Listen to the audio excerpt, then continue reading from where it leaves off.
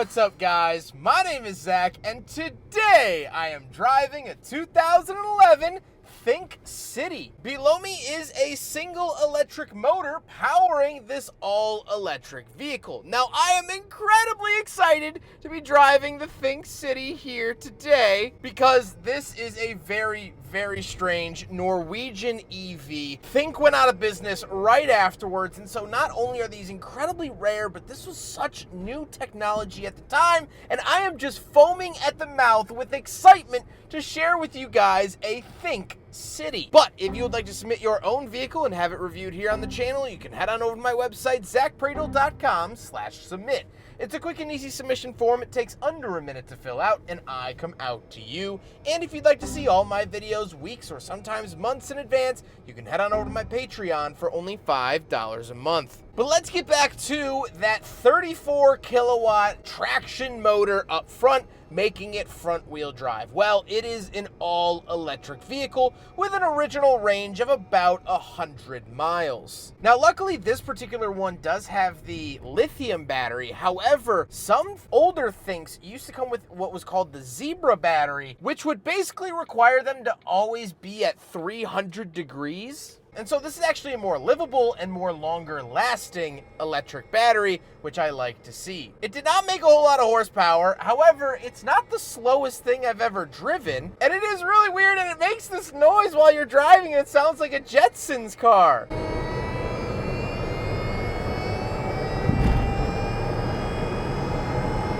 That's 50. We're coming into a corner here. Kinda hot.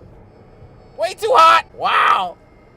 This is so cool! Now, it has a single-speed automatic transmission, and it is front-wheel drive. How does it feel to drive the Think City? Well, ergonomically, it's not great. It's a kind of a very narrow vehicle, and so I'm a bigger guy, I'm a wide guy, you guys all have eyes, you know that. And so sitting in here is not very comfortable. However, the drivetrain is actually really smooth, even after 71,000 miles. And the only annoyance I have right now is that the steering is very heavy. However, the power steering, which is electronic power assisted power steering here in this car, has failed. So it does not have power steering, which is why it's kind of annoying to use. But other than that, it's actually quite lovely. It kind of drives like a Fiat 500 or smart car, which makes sense. It's about that size. But with that stuff out of the way, let's get onto the interior because there's some even more quirkiness in here. Well, in front of me, I have 3 gauges. Off to the left is my battery charge. In the center is the speedometer, and off to the right is my power limit. Kind of like a tachometer-ish style thing. Up in the green is regen, and down in the red is my power usage. On the steering wheel, we just have the little Think badge, which is covering up the Ford logo because this is a Ford steering wheel. Now, most of this interior and a lot of these interior parts do come from Ford. Ford used to own Think back in the early 2000s, but by the time this car was built, they actually no longer owned them, but they still used a lot of Ford parts, like the steering wheel, steering column, and turnstile. Off to the left, we do have a climate vent, as well as our headlight switch and a little shelf cubby, as well as our trunk release, which we'll talk about in a second. It has a very quirky, very weird trunk. And moving on to the door, we have the latch to get in and out and speaker. But that's pretty much it. Moving into the center, we have 2 climate control vents, and then we have a bunch of lights. So most of these lights will tell you what gear you're in,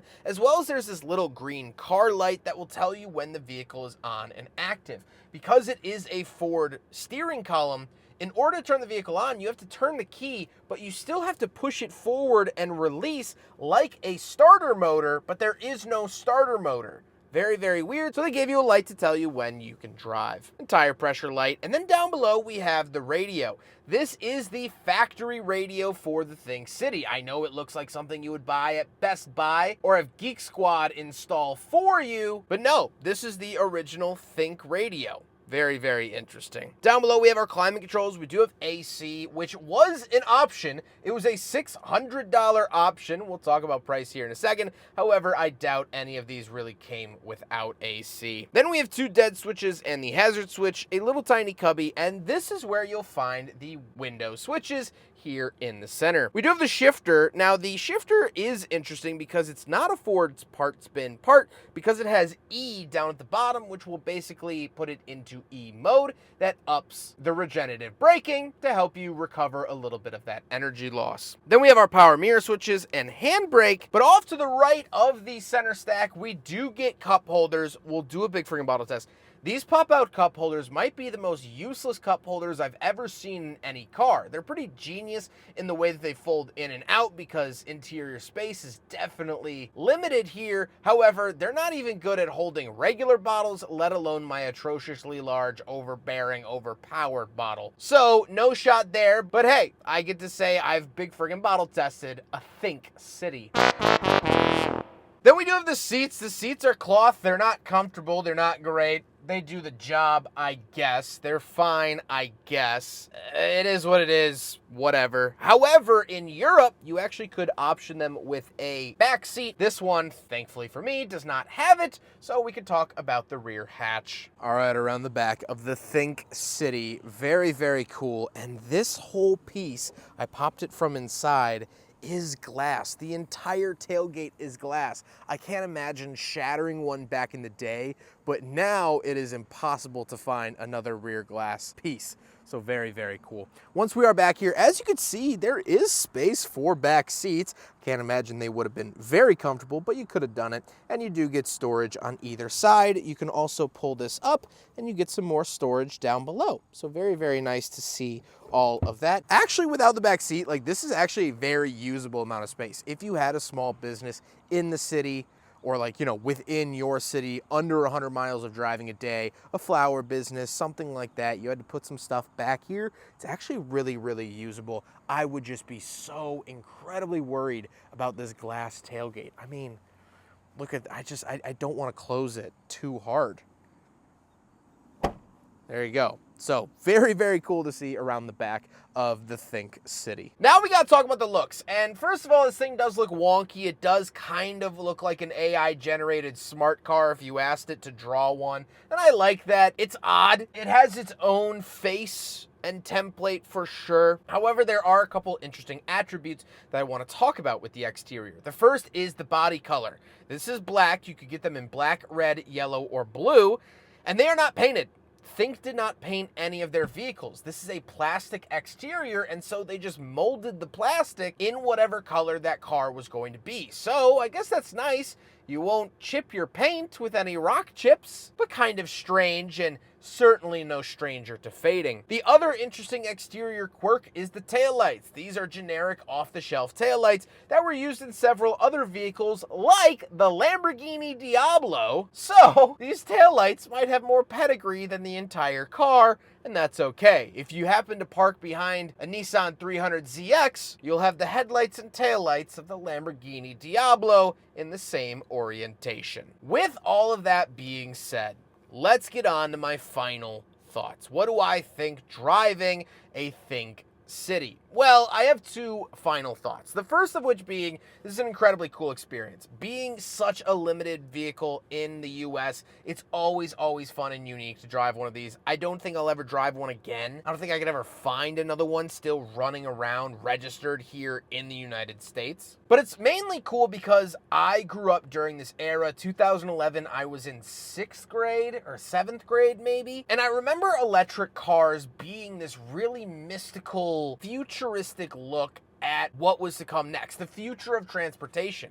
And driving this, the sounds that it makes, the interior materials, it looks and feels like an article I would have read in Time for Kids back in the day. It seems like such an outlandishly cool piece of technology, and it is, and it was. This is one of the first EVs you could buy here in the United States post the year 2000. On sale at the time was the Nissan Leaf, the Mitsubishi i-MiEV, and the Tesla Roadster. So these were very, very obscure cars, and all of its competition were still incredibly obscure. Electric cars were not seen. There were not chargers at Meijer or Walmart. There wasn't any infrastructure for these. And so this feels cutting edge in a retro sort of way. I remember in this era looking towards the future of electric cars and being excited. And now that I've driven so many, the week of filming this, I have 2 electric car press loans. I've been at chargers and whatnot.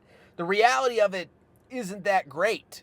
And that's my other talking point. The reality of this car isn't great. It's crammed. It doesn't have many great features. The interior plastics in here are laughably bad. And then you look at that price tag of $36,000, which adjusted for inflation here today in 2025 is nearly $53,000. This is not a $53,000 car. This is a $20,000 car. Maybe. But it does go to show the advances in technology that's been made. I recently drove the Volvo EX30 for under $50,000, and that had almost 3 times the range. It was way more powerful. It was all-wheel drive. It was refined. It had fast charging. The leaps that we've made in just over 10 years, let's say graciously 15 years, is incredible. And it gives me hope now for the future of 10 more years. 2035, we're gonna have even better cars. But trying to sell this to people for nearly $40,000 was a tough